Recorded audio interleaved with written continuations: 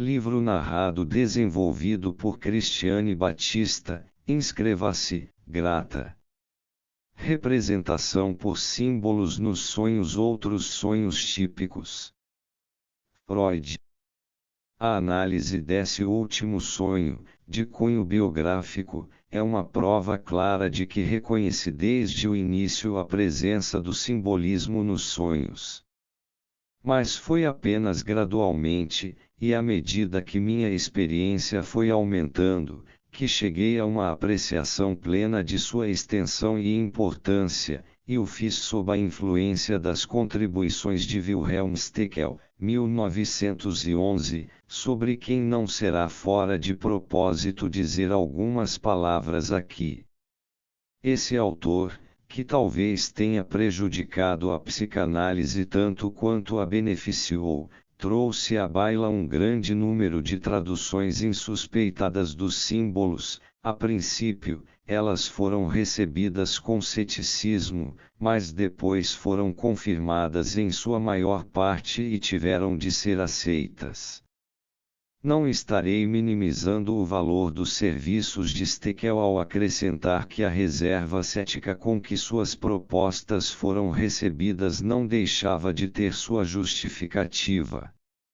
E isso porque os exemplos com que ele confirmava suas interpretações muitas vezes eram pouco convincentes, e ele utilizou um método que deve ser rejeitado como cientificamente indigno de confiança. Steckel chegou às suas interpretações dos símbolos por meio da intuição, graças a um dom peculiar para a compreensão direta deles.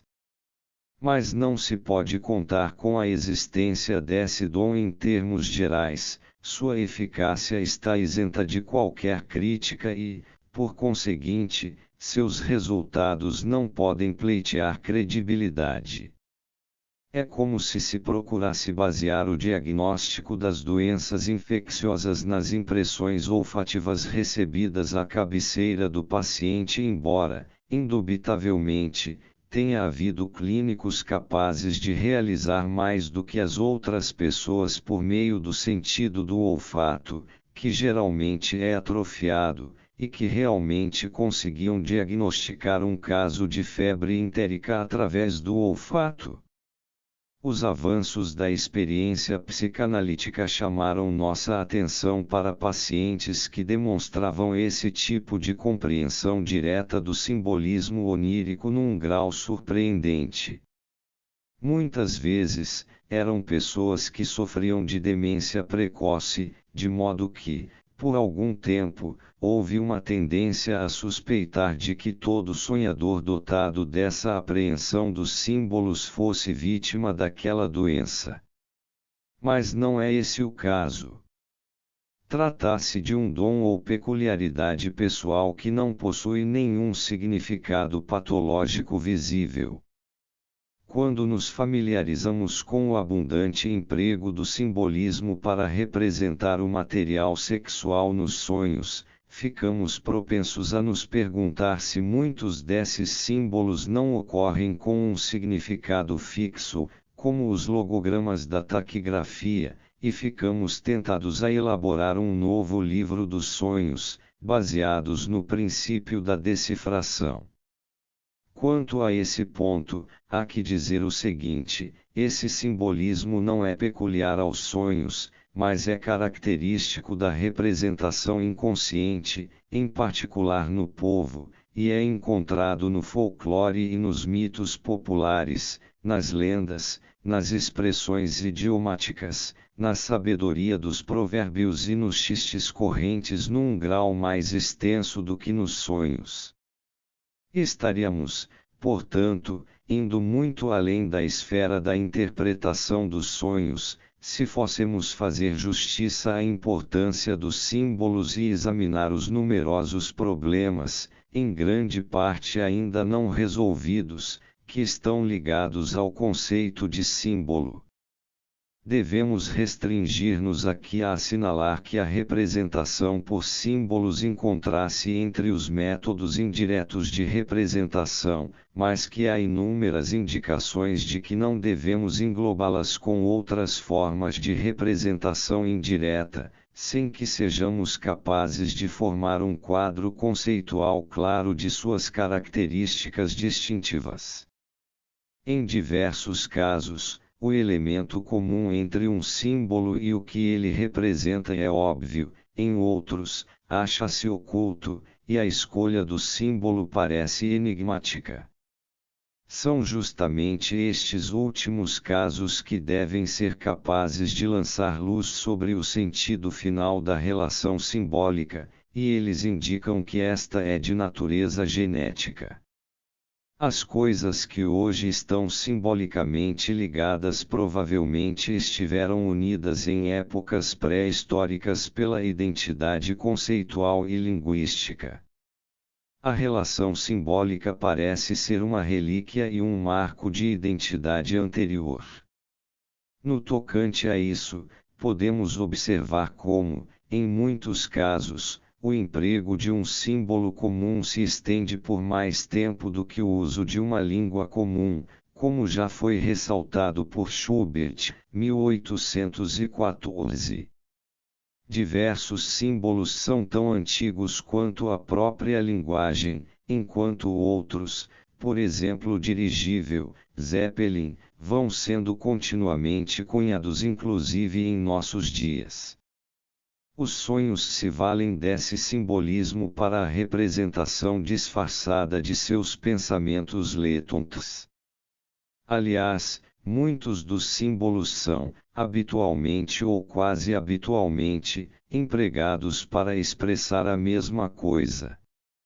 Não obstante, a plasticidade peculiar do material psíquico nunca deve ser esquecida. Muitas vezes, um símbolo tem de ser interpretado em seu sentido próprio, e não simbolicamente, ao passo que, em outras ocasiões, o sonhador pode tirar de suas lembranças particulares o poder de empregar como símbolos sexuais toda espécie de coisas que não são normalmente empregadas como tais. Quando um sonhador dispõe de uma escolha entre diversos símbolos, ele se decide em favor daquele cujo tema está ligado ao restante do material de seus pensamentos, em outras palavras, daquele que tem motivos individuais para sua aceitação, além dos motivos típicos. Embora as investigações posteriores à época de Scherner tenham tornado impossível contestar a existência do simbolismo onírico até mesmo Havelock, Ellis admite ser indubitável que nossos sonhos estão plenos de simbolismo. É preciso confessar que a presença de símbolos nos sonhos pode facilitar sua interpretação, mas também pode torná-la mais difícil. Em geral, a técnica de interpretar segundo as associações livres do sonhador deixa-nos em apuros quando chegamos aos elementos simbólicos do conteúdo do sonho. A consideração pela crítica científica nos proíbe de voltar ao julgamento arbitrário do intérprete de sonhos, tal como era empregado nos tempos antigos e parece ter sido revivido nas interpretações imprudentes de Stekel. Somos assim obrigados, ao lidar com os elementos do conteúdo do sonho que devem ser reconhecidos como simbólicos, a adotar uma técnica combinada que, por um lado, baseie-se nas associações do sonhador e, por outro, preencha as lacunas provenientes do conhecimento dos símbolos pelo intérprete. Devemos aliar uma cautela crítica na decifração dos símbolos a um estudo cuidadoso destes em sonhos que forneçam exemplos particularmente claros de seu uso, a fim de desarmarmos qualquer acusação de arbitrariedade na interpretação dos sonhos. As incertezas que ainda se prendem a nossas atividades como intérpretes de sonhos decorrem, em parte, de nossos conhecimentos incompletos, que podem ser progressivamente ampliados à medida que avançarmos, mas também decorrem de certas características dos próprios símbolos oníricos. Frequentemente, eles não possuem um significado único, podendo mesmo possuir inúmeros sentidos e, como ocorre com a escrita chinesa, a interpretação correta só pode ser alcançada, em cada ocasião, partindo-se do contexto. Essa ambiguidade dos símbolos vincula-se à característica dos sonhos de admitirem uma superinterpretação, de representarem num único conteúdo pensamentos e desejos que são, muitas vezes, de natureza muito divergente. Levando em conta essas restrições e ressalvas, darei agora prosseguimento ao tema. O imperador e a imperatriz, ou o rei e a rainha, de fato representam, em geral, os pais do sonhador, e o príncipe ou princesa representa a própria pessoa que sonha. Mas aos grandes homens também é atribuída uma autoridade tão alta quanto a do imperador, e por essa razão Goethe, por exemplo, aparece como um símbolo paterno em alguns sonhos. Eichmann, 1913. Todos os objetos alongados, tais como varas, tracos de árvores e guarda-chuvas, sendo o ato de abrir este último comparável a uma ereção, podem representar o órgão masculino, e pode-se dizer o mesmo de todas as armas longas e afiadas, como facas, punhais e lanças. Outro símbolo frequente, embora não inteiramente inteligível, da mesma coisa são as lixas de unhas, possivelmente por causa do movimento de esfregar para cima e para baixo. Caixas, estojos, arcas, armários e fornos representam o útero, o mesmo acontecendo com os objetos ocos, navios e toda espécie de recipientes. Os quartos, nos sonhos, costumam ser mulheres, Frauenzimmer, quando as várias entradas e saídas deles também são representadas. Essa interpretação dificilmente fica sujeita a dúvidas. Com respeito a isso, o interesse em saber se o quarto está aberto ou trancado é facilmente inteligível. Confronte com o primeiro sonho de Dora em meu fragmento da análise de um caso de histeria, 1905c. Não há necessidade de designar explicitamente a chave que abre o quarto. Em sua balada do Conde Eberstein, o Lont utilizou o simbolismo de fechaduras e chaves para compor um encantador exemplo de obscenidade. Sonhar que se passa por uma série de cômodos representa um bordel ou um harém. Mas, como demonstrou Sacks através de alguns exemplos claros, essa imagem também pode ser empregada, por antítese, para representar o casamento. Encontramos um vínculo interessante com as investigações sexuais da infância quando alguém sonha com 2 quartos que eram originalmente um, ou quando vê um quarto que lhe é familiar dividido em 2 no sonho, e vice-versa. Na infância, os órgãos genitais femininos e o ânus são considerados uma única área. O traseiro, segundo a teoria da cloaca própria da infância, e só mais tarde é que se faz a descoberta de que essa região do corpo compreende 2 cavidades e orifícios separados. Os degraus, escadas de mão ou escadarias, ou, conforme o caso, subir ou descer por eles, são representações do ato sexual. As paredes lisas pelas quais sobe o sonhador e as fachadas de casas pelas quais ele desce muitas vezes com grande angústia correspondem a corpos humanos eretos, e provavelmente repetem no sonho lembranças de um bebê subindo em seus pais ou na babá. As paredes lisas são homens. Em seu medo, o sonhador frequentemente se agarra a projeções nas fachadas das casas. As mesas postas para a refeição e as tábuas também representam mulheres sem dúvida por antítese, visto que os contornos de seus corpos são eliminados nos símbolos. Madeira parece, por suas conexões linguísticas, representar, de modo geral, material feminino. O nome da Ilha da Madeira significa madeira em português. Visto que cama e mesa constituem o casamento, esta última muitas vezes ocupa o lugar da primeira nos sonhos, e o complexo de ideias sexuais é, na medida do possível, transposto para o complexo de comer. No tocante às peças do vestuário, um chapéu feminino pode muitas vezes ser interpretado sem sombra de dúvida como um órgão genital e, além disso, como o de um homem. O mesmo se aplica a um sobretudo ou casaco em alemão, mantel, embora, neste caso, não fique claro até que ponto o emprego do símbolo se deva a uma assonância verbal. Nos sonhos produzidos por homens, a gravata aparece com frequência como símbolo do pênis.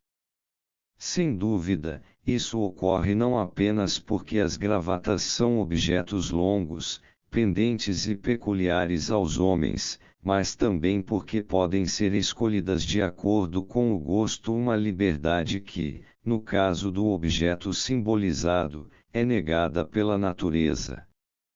54 Os homens que se valem desse símbolo nos sonhos são muitas vezes ávidos por gravatas na vida real e possuem coleções inteiras delas. É altamente provável que todos os aparelhos e máquinas complicados que aparecem nos sonhos representem os órgãos genitais, e, em geral, os masculinos, na descrição dos quais o simbolismo dos sonhos é tão infatigável quanto o trabalho do xiste. Tampouco há qualquer dúvida de que todas as armas e todos os instrumentos são usados como símbolos do órgão masculino, por exemplo, arados, martelos, rifles, revólveres, punhais, sabres etc.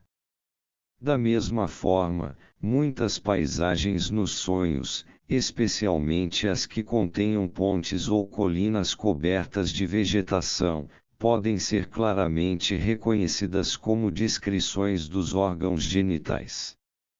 Marcinowski publicou uma coletânea de sonhos ilustrados por seus autores com desenhos que aparentemente representam paisagens e outras localidades que aparecem nos sonhos.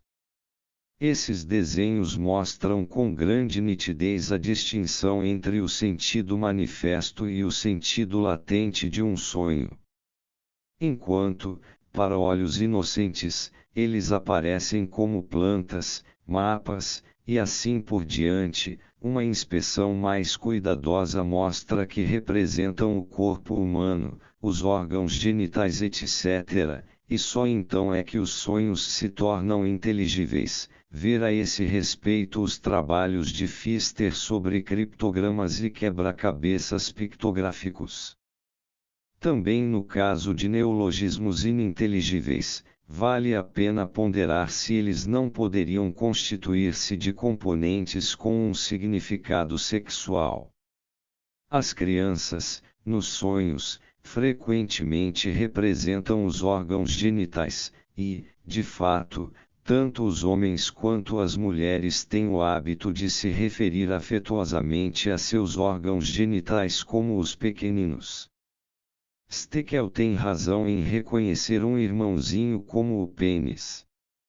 Brincar com uma criancinha, bater nela etc., muitas vezes representa a masturbação nos sonhos. Para representar simbolicamente a castração, o trabalho do sonho utiliza a calvície, o corte de cabelos, a queda dos dentes e a decapitação. Quando um dos símbolos comuns do pênis aparece duplicado ou multiplicado num sonho, isso deve ser considerado um rechaço da castração. O aparecimento de lagartos nos sonhos. Animais cujas caudas voltam a crescer quando arrancadas têm o mesmo significado. Confronte com o sonho com lagartos na P29 e seguinte. Muitos dos animais que são utilizados como símbolos genitais na mitologia e no folclore desempenham o mesmo papel nos sonhos, por exemplo, peixes, caracóis, gatos, camundongos, por causa dos pelos pubianos, e, acima de tudo, os símbolos mais importantes do órgão masculino, as cobras. Os animaizinhos e os vermes representam crianças pequenas, por exemplo, irmãos e irmãs indesejados. Ver-se infestado por vermes constitui, muitas vezes, um sinal de gravidez. Um símbolo bem recente do órgão masculino nos sonhos merece menção: o dirigível, cujo uso nesse sentido se justifica por sua relação com voar, bem como, às vezes, por sua forma. Diversos outros símbolos foram apresentados, com exemplos comprobatórios, por Stekel, mas ainda não foram suficientemente verificados. Os escritos de Stekel, e em particular seu Dies Praxidestraumis, 1911, contêm a mais completa coleção de interpretações de símbolos. Muitas delas mostram perspicácia, e um exame ulterior demonstrou que estão corretas, por exemplo, sua seção sobre o simbolismo da morte. Mas a falta de senso crítico desse autor e sua tendência à generalização a qualquer preço lançam dúvidas sobre outras de suas interpretações ou as tornam inutilizáveis, de modo que é altamente aconselhável ter cautela ao aceitar suas conclusões. Portanto, contento-me em chamar a atenção apenas para algumas de suas descobertas. Segundo Stekel, direita e esquerda têm, nos sonhos, um sentido ético. A via à direita significa sempre o caminho da retidão e a da esquerda o do crime. Assim, esquerda pode representar homossexualismo, incesto ou perversão e direita pode representar casamento, relações sexuais com uma prostituta e assim por diante, sempre encarados do ponto de vista moral individual do sujeito. Stekel, 1909, p. 466 e seguintes. Os parentes, nos sonhos, geralmente desempenham o papel de órgãos genitais, e Biden, p. 473. Só posso confirmar isso no caso de filhos, filhas e irmãs menores, isto é, apenas na medida em que eles se enquadram na categoria de pequeninos. Por outro lado, deparei com casos indubitáveis em que irmãs simbolizavam os seios e irmãos os hemisférios maiores. Stekel explica que a impossibilidade de alcançar uma carruagem significa tristeza por uma diferença de idade que não se pode superar, e Biden, p. 479. A bagagem com que se viaja é uma carga de pecados, diz ele, que tem um efeito opressivo, L'Occitane. Mas justamente a bagagem muitas vezes se revela como um símbolo inconfundível dos órgãos genitais do próprio sonhador. Stekel também atribui significados simbólicos fixos aos números, tais como com frequência aparecem nos sonhos. Mas essas explicações não parecem ter sido verificadas de forma satisfatória, nem parecem ter uma validade geral, embora as interpretações de Stekel costumem parecer plausíveis nos casos individuais. Seja como for, o número 3 tem sido confirmado em diversos casos como um símbolo dos órgãos genitais masculinos.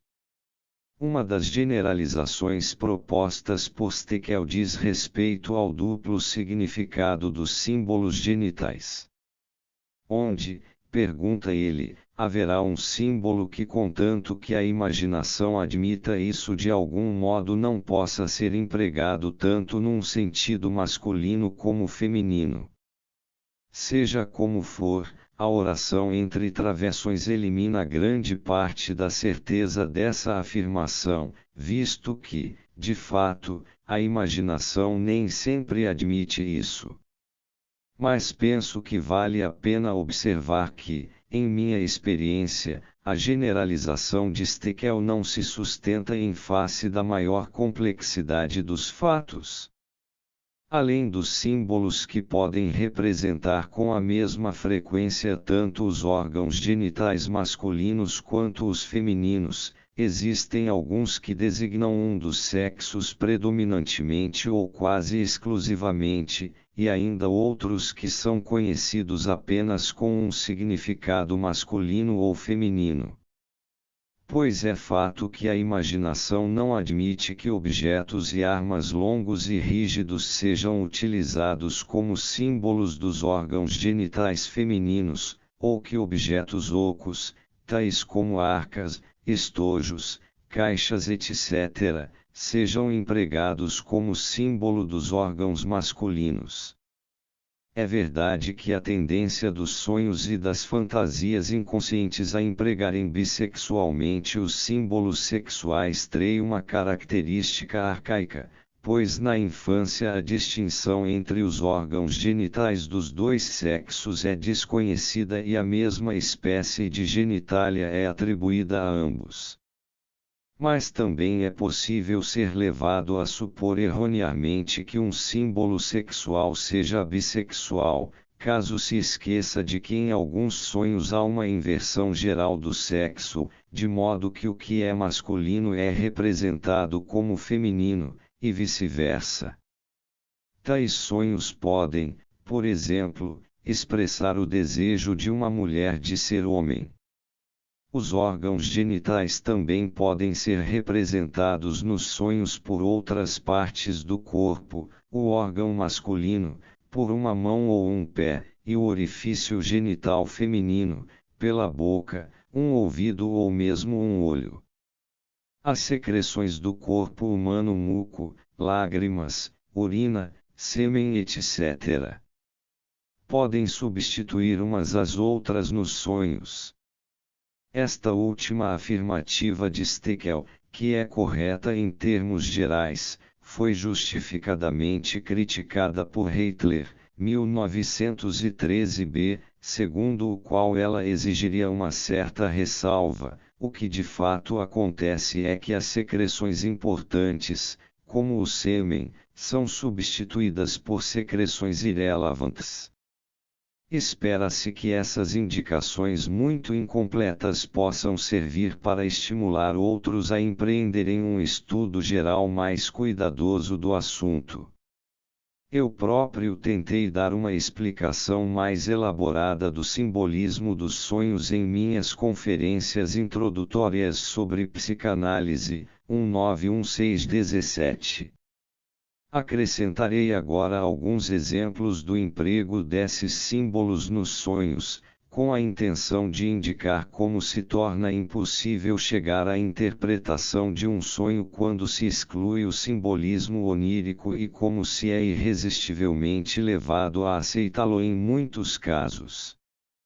Ao mesmo tempo, contudo, gostaria de fazer uma advertência categórica contra a supervalorização da importância dos símbolos na interpretação dos sonhos, contra a restrição do trabalho de traduzir os sonhos a uma simples tradução de símbolos e contra o abandono da técnica de utilização das associações do sonhador.